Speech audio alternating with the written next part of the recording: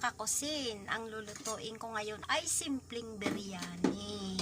Mag-gisa na muna tayo ng bawang at sibuyas. Yes, mga kakusin.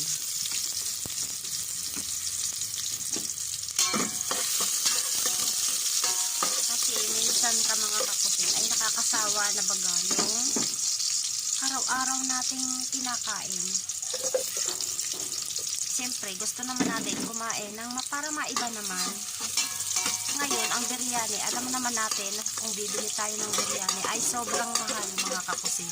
Sobrang mahal. Ngayon, para hindi tayo mamahalan, magluto na lang tayo ng simpleng biryani. Ang lulutuin kong biryani ngayon mga kakusin ay ribs, pork ribs. Nagpalambot ako kanina ng pork ribs. Ito yun siya. Yan. Pinalambot ko na yan. At atin munang igigisa sa sibuyas, bawang, at kamatis, mga kakusin. Lagay na natin ang kamatis.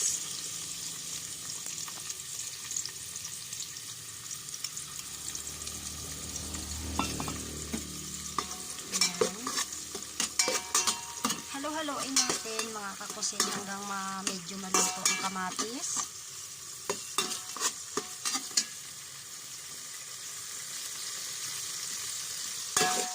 Bago natin ilagay ang pork ribs na pinalambot natin kanina.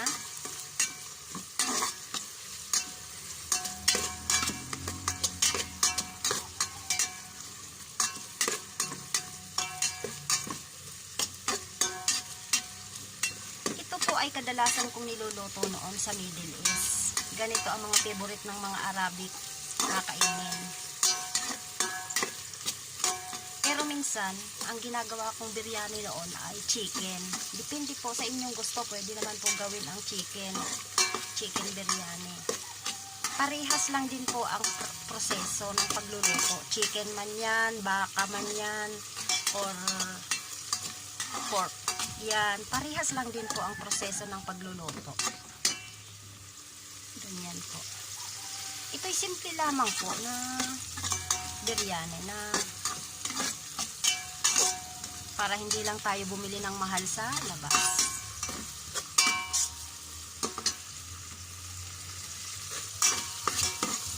Yan. Pwede na nating ilagay ang pork. Yan. Haluin natin.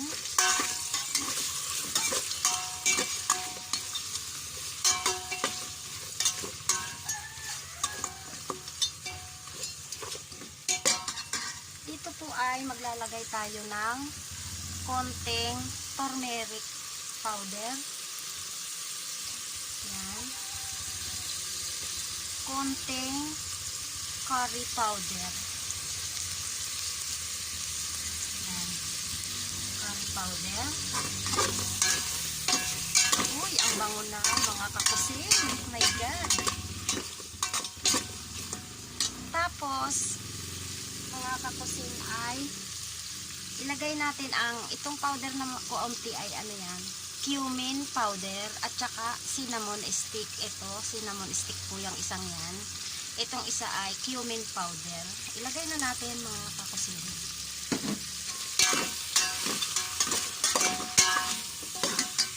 Yan. Ang bango. Tapos, lagyan natin ng Del Monte tomato paste. Yan. Uy, ang bango na. Lagyan natin ng kaunting 1 cup of water. Yan.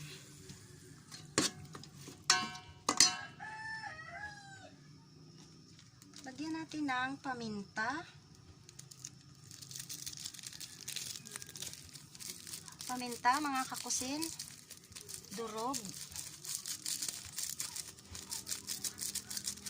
na paminta.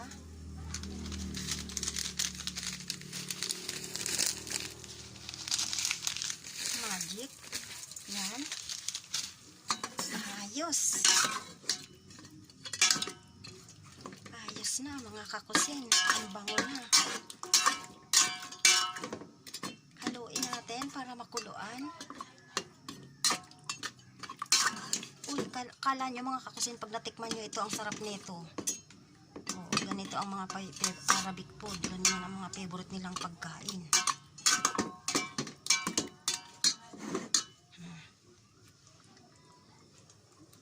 Yan. Pakulo-kuloan natin ng kaunti. Mga kakusin.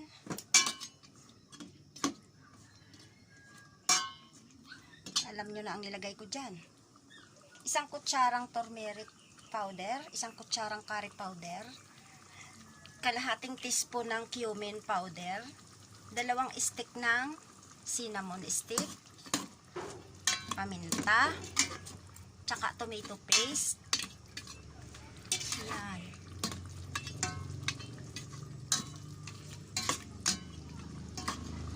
Seasoning, paminta.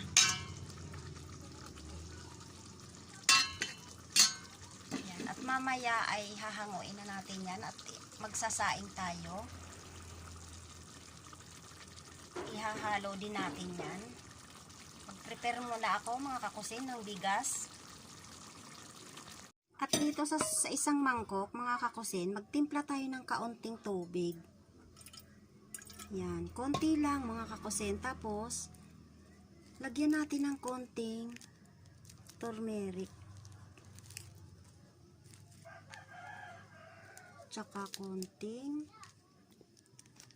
curry powder. Dagdagan natin yung turmeric. Yan. Tapos, i-mix-mix natin mga kakusin. I-mix natin siya mga kakusin. Yan. Tandaan nyo mga kakusin ha, ganito lang. At mamaya, pagka yung ang kanin ay ano na, iguguhit natin itong papaganon sa kanin, paikot. Para may design siya pag sinando. Yes, mga kakusin, para yummy. Mga kakusin ay maggisa tayo ng bigas.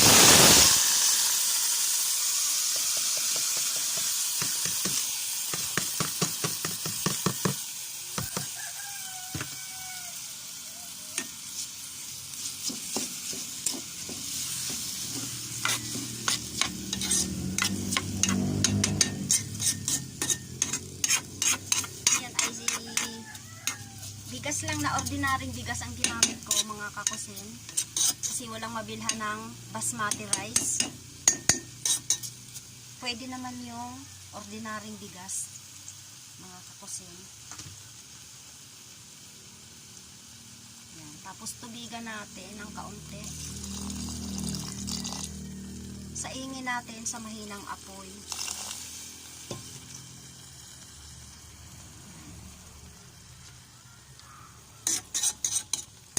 Pag malapit ng maluto yan, saka natin ilalagay mamaya yung kanyang karne.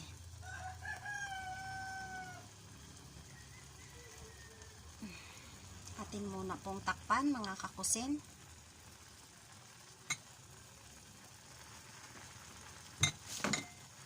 Ito na po mga kakusin, ganyan na po ang kanin. Ilagay na po natin ang star anise. Yan, star anise. At iguhit na po natin itong tinimpla natin kaninang konting turmeric at isang kalahating teaspoon ng turmeric, kalahating teaspoon din ng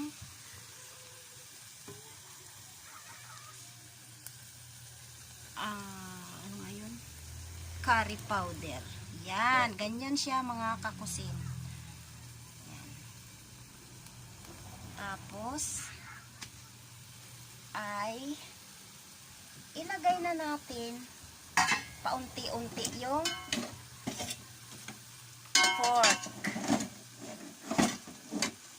pork kanina.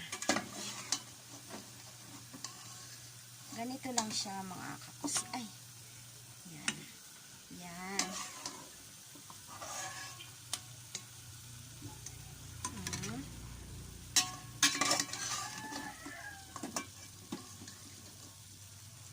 Ang bango mga kakusin. Ayan. Oh, ang sarap talaga ng amoy.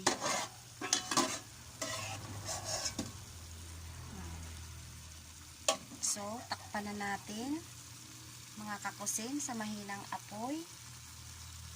Ayan. Para pag na-in-in siya ay ganyan na yan.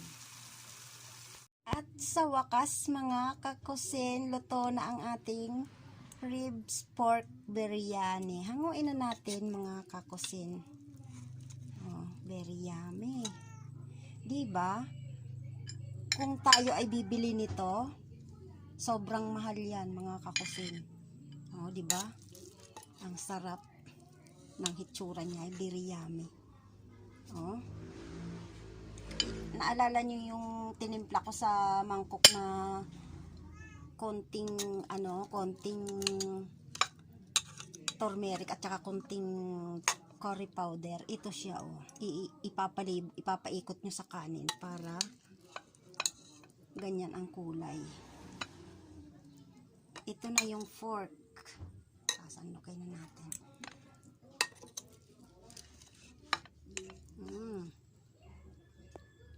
Very yummy. Oh, napakabango mga kakusin. Oh. Sige. Napakamahal ng pagkain at ng food na to mga kakusin pag binili mo. Napakamahal yan. Tanggalin natin itong stick cinnamon. Napakamahal ng food na to pag bumili ka niyan.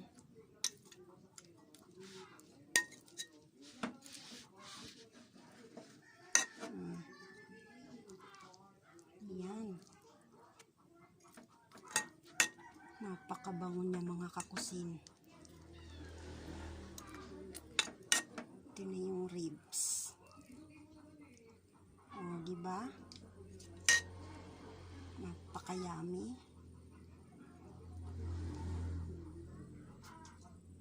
Napakayami.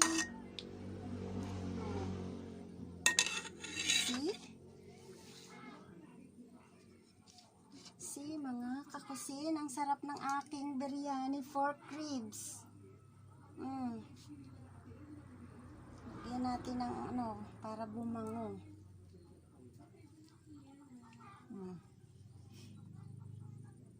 Ang sarap.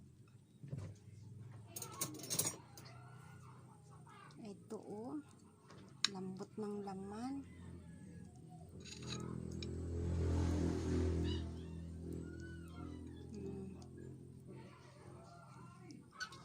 Sarap mga kakusin. Tara nang kumain at nakakagutom na mga kakusin. Oh. Sarap na mga kakusin.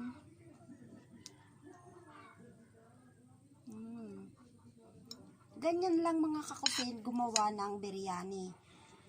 Habang nagluluto kayo ng biryani ay manood kayo sa bersyon ko po yan. Sa simpleng biryani lang yan mga kakusin. Hindi nyo na kailangang maghanap ng kung ano-ano pa. Yan lang yung simpleng biryani na magagawa nyo sa bahay. Simple lang yan mga kakusin.